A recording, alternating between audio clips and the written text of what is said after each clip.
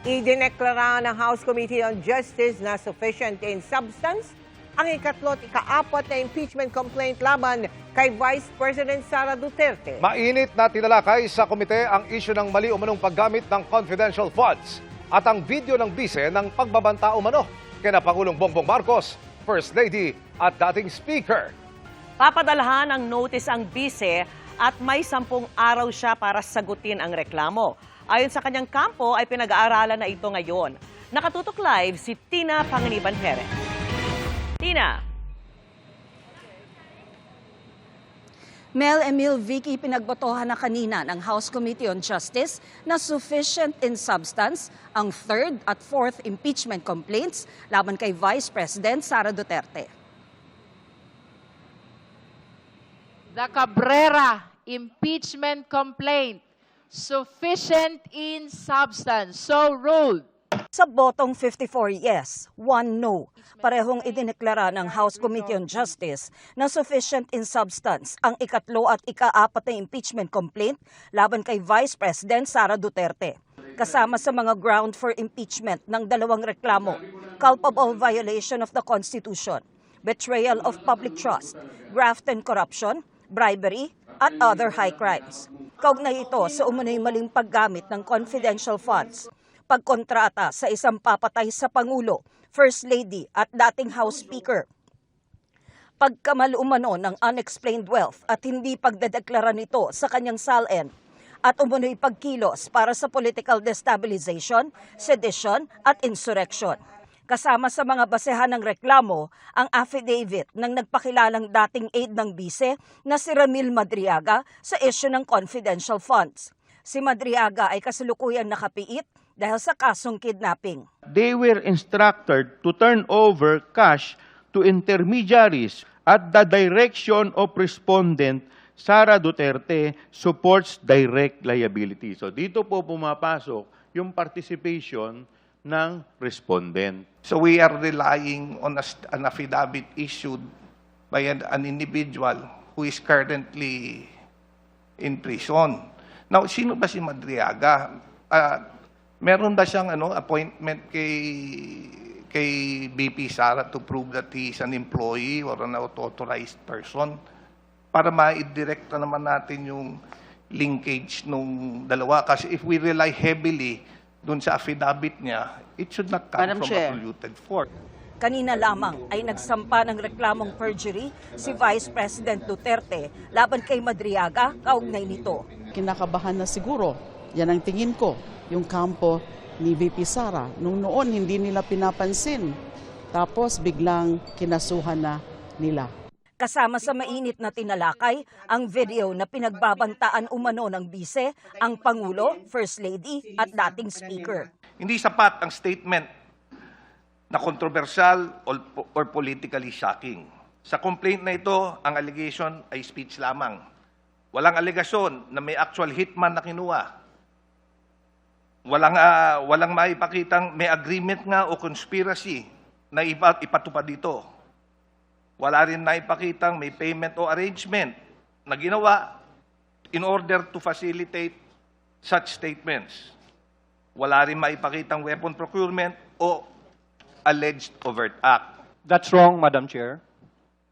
We are discussing on the sufficiency and substance and the irrelevant, illogical statements made in defense has no point because this is a direct threat to the life of the sovereign. I have seen the evidence and I have seen all the supporting documents, and this allegation is trial ready.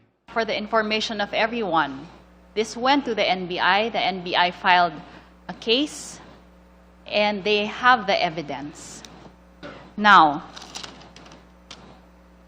that threats were conditional, is inconsequential. The mere act, Madam Chair, that she said these words and that she contracted an assassin is impeachable in itself. Tiniyak din ng endorsers ng reklamo na mayroon silang ebidensya para patunayan ang alegasyon ng panunuhol laban sa bise.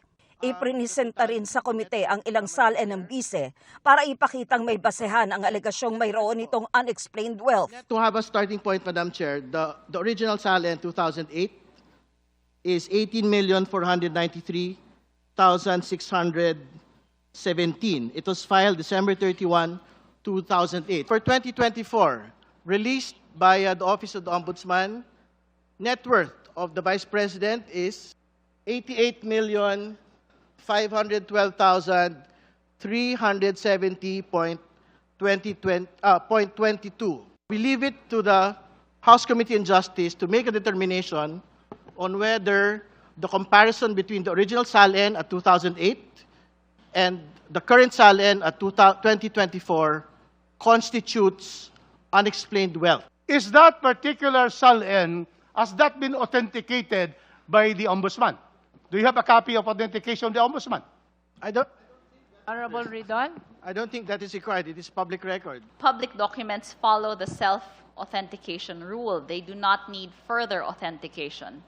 Matapos ang botohan, magpapadala ng notice ang komite sa kampo ng Vice-Presidente para maghain ng sagot sa loob ng 10 calendar days. Pagkatapos, may 3 calendar days ang mga complainant para maghain ng kanilang sagot. Sunod naman, may 3 calendar days ang bise para maghain ng rejoinder. So it will be up to the respondent on how he is going to respond to all the allegations therein.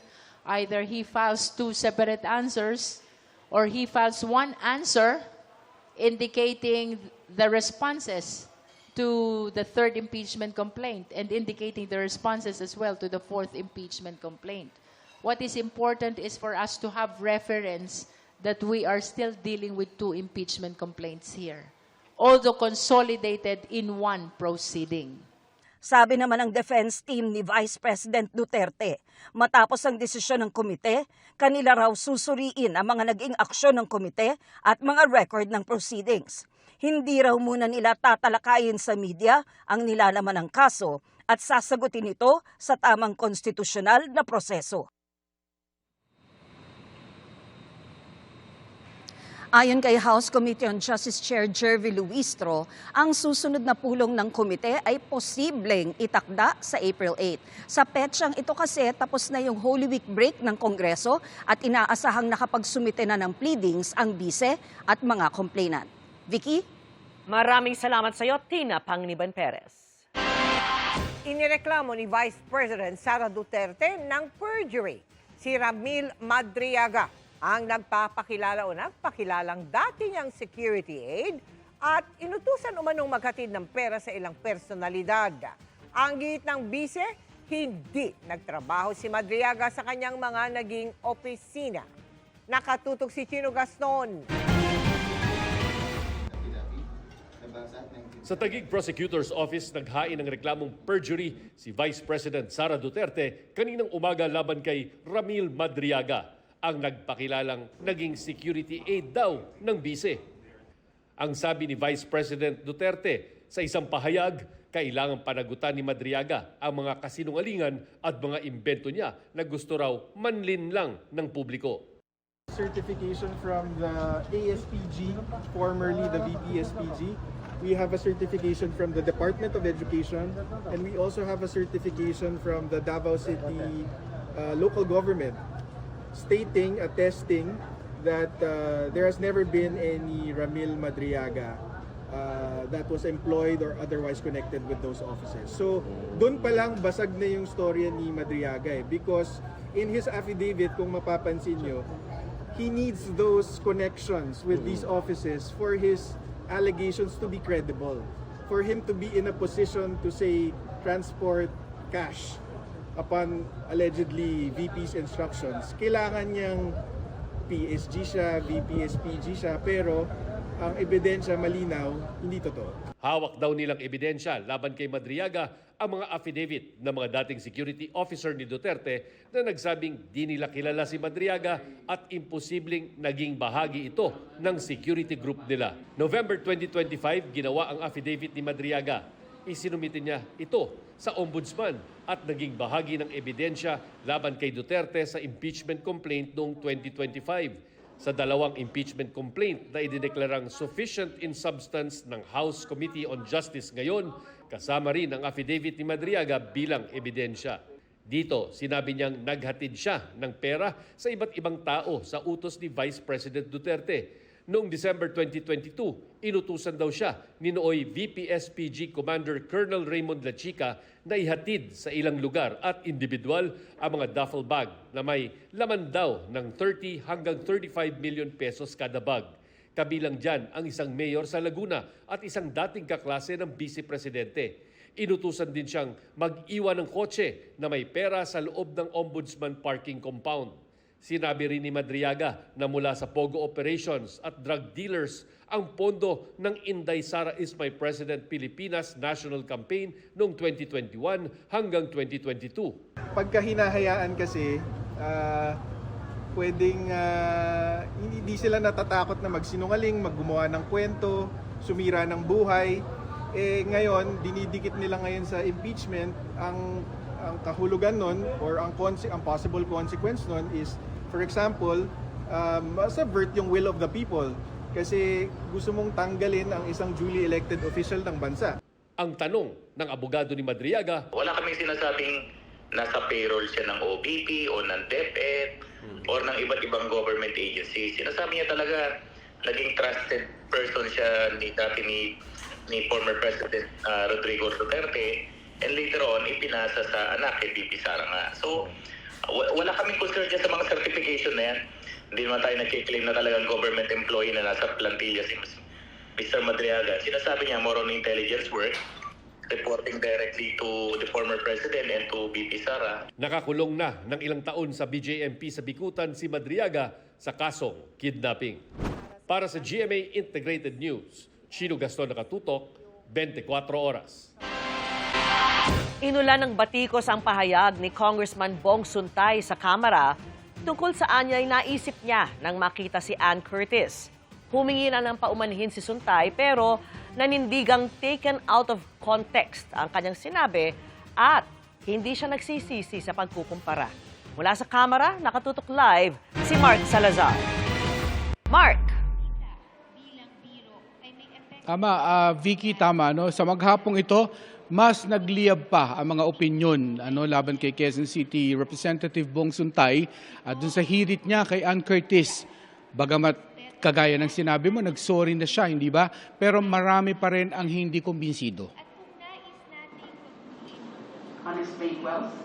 Kontrobersyal ang sinabi ni Quezon City 4th District Representative Bong Suntay sa hearing ng House Justice Committee. Nakita ko si Ann Curtis, ang ganda-ganda pala niya. May desire sa loob ko na nag-init talaga. Na-imagine ko na lang kung anong pwedeng mangyari. Pero siyempre, hanggang imagination na lang yon. Pero hindi naman siguro ako pwedeng kasuhan dahil kung ano-ano yung na-imagine ko Agad inalmahan ng mga miyembro ng komite ang anilay mga salitang offensive sa kababaihan na walang kinalaman sa tinatalakay na impeachment complaint laban kay Vice President Sara Duterte. Kinundi na rin ito ng Philippine Commission on Women. Ang mga sinabi raw ni Suntay ay sexual objectification o pagtrato sa kababaihan bilang isang bagay para lamang sa pagnanasang sexual. Nahayagang ginawa ng isang taong may katungkulan at dapat pinagtitiwalaan. Insulto daw ito hindi lang sa aktres na si Ann Curtis, kundi sa bawat babaeng Pilipino na nakaramdam na hindi sila ligtas dahil sa pananalita ng mga nasa kapangyarihan. Isa raw itong seryosong betrayal of public trust at isang paglabag sa Republic Act 11313 o ang Safe Spaces Act. Public apology naman ang hinihingi ni Gabriela Party List Representative Sara Ilago dahil ang pagbabahagi daw ni Suntay ng kanyang imahinasyon tungkol sa isang babae ay tahasang pambabastos. Ang mas nakakadismaya raw, sabi ni Quezon City Joy Belmonte, majority floor leader pa naman daw si Suntay ng Konseho ng Lungsod noong ipinasa nila ang bawal bastos ordinansa laban sa mga mahalay, malisyoso at mapanlait na salita at gawa. Ang sabi ni Suntay kahapon, wala raw mali siya ang kanyang mga sinabi tungkol kay Curtis at inilarawan lang niya ang kanyang punto sa pagtanggol kay Vice President Sara Duterte na nahaharap sa impeachment complaint kung bakit hindi pwedeng parusahan ng isang tao dahil lang sa kanyang iniisip. Matapos sa mga pambabatikos, nagsorry kanina si Suntay kay Curtis. Pero nanindigan siyang taken out of context ang kanyang sinabi. Kaya that analogy was not meant maliciously. It was an analogy based dun sa konteksto nung pagdinig dito. It may have been in bad taste for some. I apologize kung meron tayong mga sensitivities na tinamaan, but that was not the intention. The intention was to make a point na usually, oftentimes, statements are taken out of context and conclusions are made. It was a fictitious situation. Hindi ko pa nga nakikita si Ann in person, napanood ko lang siya sa TV. Dagdag di Suntay, pinagsisisihan niyang merong nasaktan pero hindi niya raw pinagsisisihan ang ginawa niyang pagkukumpara. Wala pang pahayag si Ann Curtis sa ngayon. Pero ang kanyang ina, tinawag na sick man at foul si Suntay.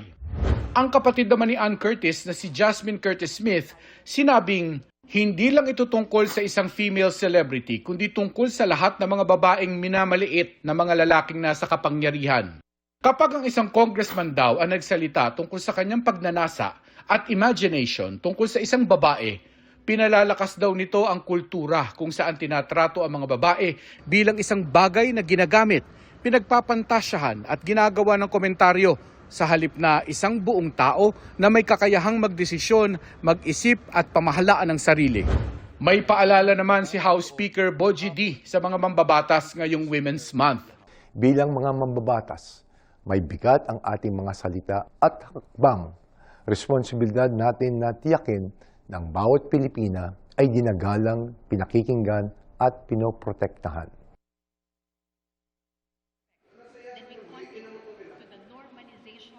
Sabi rin ni Gabriela Party List Representative Sara Ilago, isa raw sa mga options na kanilang tinitingnan ay yung mag-file ng ethics complaint laban kay Suntay para daw mag-iwan naman ito ng leksyon sa mga mambabatas. At sabi niya, dapat daw siguro ang mga mambabatas ay sumailalim din doon sa gender sensitivity seminars para naman hindi na maulit na ito. Vicky. Maraming salamat sa iyo, Mark Salazar. Sumuko na ang isa sa mga suspect sa pagkasawi ng isang freshman maritime student dahil umano sa hazing. Siya po ang driver ng kotseng nagatid sa biktima sa ospital bago ito abandonahin. Nakatutok si June Veneracion. Nakuhanan pa ng CCTV ng ospital ang tatlong sakay ng kotseng naghatid sa walang malay ni si Kenneth Alcedo sa ospital sa General Trias, Cavite noong linggo. Pero inabandon na rin nila si Alcedo na namatay dahil sa hinihinalang hazing.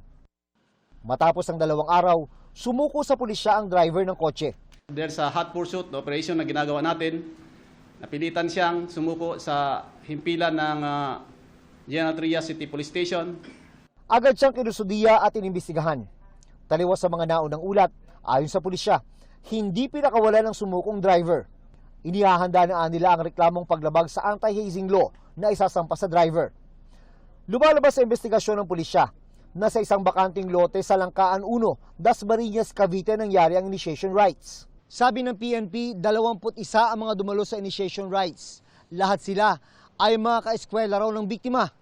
Sa nasabing bilang, siyam raw ang may direct participation sa hazing. Up to now, nagkakandak po tayo ng hot pursuit operation kasi wala sila sa given address nila. Bukod kay Kenneth, meron pa umanong 2 neophyte na kasabay niyang sumalang sa initiation. Inihikayat po ng Philippine National Police yung 2 po pong kasama ng biktima na makipag-ugnayan sa Philippine National Police para po magbigay ng kanilang sariling bersyon o kwento po para po tuloy-tuloy yung investigasyon. Base sa medical legal examination, severe blunt force trauma to the lower extremities ang sanhi ng pagkamatay ng biktima. Batay sa forensic examination, nakitaan ng labi ng mga pasa sa hita, basag ng ngipin at buto ng sili sa pribadong parte ng katawan, pati ibang pinsala. Somewhere po dito sa panga po niya, parang may crack po sa panga. May mga pasa po sa batok, likod, tapos mga kuko po. Itong nangyaring initiation rites ay tinatawag nilang collegiate. Lahat ng participants dito, pati yung mga sumalang sa initiation rites, they are members of this particular school. Pangako ng pamilya ni Kenneth, hindi sila titigil hanggat hindi nakukuha ang hustisya, kahit pa sakaling may mag-alok ng ₱1,000,000 areglo. Wala na yung kasiyahan namin. Hindi namin kailangan ng pera. Kailangan namin hustisya po, hindi pera. Ayon kay Interior Secretary John Vic Rimulya, mga miyembro ng Tau Gamma Phi ang mga sangkot sa hazing. Bilang fratman din pero ibang grupo. Alam aniya ni Rimulya ang kalakaran sa hazing at kung paano ito mapahinto. We have to talk to the leadership of Tau Gamma about this na para matigil na. Sinusubukan pa naming kunin ang panig ng Tau Gamma Phi ukol dito. Pero nauna nang iginiit ang Tau Gamma Phi National Council na walang puwang sa kanilang organisasyon ang anumang uri ng hazing. Lahat umano ng kanilang chapter ay natasang sumunod sa anti-hazing law at panatilihin ang kulturang itinatag sa respeto, dignidad at sumusunod sa batas. Para sa GMA Integrated News, June Veneracion, nakatutok, 24 oras. Sa Abril, posibleng maramdaman ang epekto sa singil ng Meralco ng gulo sa Middle East, kung kailan pa naman inaasahang lalong iinit. Nakatutok si Maki Pulido. Kahit na coal at natural gas ang ginagamit ng mga planta ng kuryenteng pinagkukunan ng Meralco at ang bulto niyan ay galing sa Asia, tumataas naman ang presyo niyan basta sumisipa ang presyo ng langis. Kaya sabi ng Meralco, maaring makaapekto pa rin ang giyera sa Middle East sa presyo ng kuryente kung magmahal ang langis. Ito'y kahit sinabi ng Department of Energy o DOE kahapon na wala silang nakikitang epekto sa presyo ng kuryente dahil nasa 3% lang ng mga planta sa bansa ang gumagamit ng langis. If the price of gas increases or the price of oil increases, lilipat sila sa ibang energy source like coal. So, mas marami rin gagamit ng coal kumpara sa other energy sources. So, yung presyo ng coal pwede rin tumaas in the coming months. Kung sakali man, mararamdaman daw ito sa April billing ng Meralco. Parang double whammy dahil nagsisimula ng uminit ang panahon kaya tataas ang konsumo sa kuryente. Sina Ricardo, ginawa ng lahat ng klase ng pagtitipid. Ilaw na lang ng cellphone ang ginagamit sa gabi at tinanggal na mga bumbilyang maaring maiwang bukas ng mga bata. Sa tanghali na lang sila gumagamit ng electric fan at may mga pagkakataon pang hindi ginagamit ang ref. Sa lahat ng paraan, ginagawa na namin. Parang ganun pa rin. Kaya minsan nag-iisip kami na baka may jumper, may nakakonekto sa amin, wala naman. Sa Power Lab ng Meralco, ipinakita nilang ilan sa tips na resulta ng kanilang pag-aaral. Kung DC o direct current fan ang electric fan, nasa 190 pesos ang bawas kada electric fan. Mas mahal ito kaysa sa conventional electric fan pero bawi raw ang gastos sa loob ng isang taon. 106 pesos naman ang matitipid kada buwan kung nasa 25 degrees ang thermostat ng isang 1 horsepower na aircon. Kung laging nililinisan ng aircon filter, 95 pesos kada buwan ang mababawas sa electric bill. 20 pesos ang matitipid kung isang beses sa isang oras mo lang bubuksan ang iyong ref. Yung mainit na hangin sa kwarto, papasok pa sa loob at kailangan palamigin ulit ng ating refrigerator. Yun po yung nagkakos nung pagtaas ng bill. Ang presyo naman ng langis, sabi ng Department of Energy, asahan ang mas tataas pa sa Martes sa susunod na linggo. Hindi pa lang masabi sa ngayon kung magkano dahil batay ito sa 5-day trading average sa bentahan ng langis. Sa gitna nito, may mga mungkahing magpatupad ng 4-day work week para mabawasan ang biyahe ng mga manggagawa na nagpapataas ng konsumo ng langis. Sa ngayon po ay maaaring pag-aralan po ng Pangulo ang ganyang suwestyon, lalo na kung magiging malala pa po ang nangyayaring Israel-Iran issue. Sa ngayon po ay hindi pa po ito napag-uusapan. Para sa GMA Integrated News, Maki Pulido, nakatutok, 24 oras. Chika Minute na po mga kapuso at ang maghahatid ng latest sa showbiz happenings ngayong gabi, ang nagbabalik kapuso na si Bianca King. Bianca. Thank you, Miss Vicky. Good evening mga kapuso. At happy midweek chikahan mga kapuso. Mapapanood na this March 7 sa GMA Network ang The Veiled Cup, kung saan itinanghal na Grand Champion si The Clash 2025 runner-up Arabel de la Cruz. May bonus pang behind-the-scenes stories at experiences mismo ni Arabel sa kompetisyon. Makichika kay Aubrey Carampel. 필리핀의 라구나 디바입니다. 축하드립니다. Ang winning moment ni Sparkle singer Arabel de la Cruz sa Veiled Cup 2026 na ginanap sa South Korea. Mapapanood na sa GMA. This February 1 nang itinanghal si Arabel bilang Grand Champion sa naturang singing competition, kung saan nakalaban niya ang ilan ding mahuhusay na singers mula sa iba't ibang bansa sa Asia. Sa South Korea lang ipinalabas ang show at may mga ilang snippets din online na wala rin daw subtitles. Kaya si Arabel excited na. Iba pa rin yung mapapanood ng buo sa TV talaga. Kung ngayon, meron na syempre translation, maintindihan nila kung ano nangyayari. Mapapanood din ang performances ng kanyang mga nakalaban sa top 5 na representatives ng mga bansang Thailand, Laos at South Korea. Pati na ang ilang behind-the-scenes stories and experiences ni Arabel. Yung backstory, yung mga behind the scenes na nangyari doon po sa World Cup, sa buong journey ko. Pag-amin ni Arabel, life-changing ang tanghaling Grand Champion sa isang international singing competition. Lalo't ito ang nagbalik ng kanyang kumpiyansa sa sarili. Pag-uwi dito, iba yung pakiramdam na welcome ka, hindi lang as grand finalist or isa sa mga nag-represent sa Philippines, kundi tayo yung nag-title, yung matawag ka na champion, iba yung pakiramdam nun. Sa ngayon, pinaghahandaan na niya ang Asian Tour kasama ang World Cup finalists. Hopefully this year, maganap na yung concert. Aubrey Carampel, updated sa Showbiz Happenings.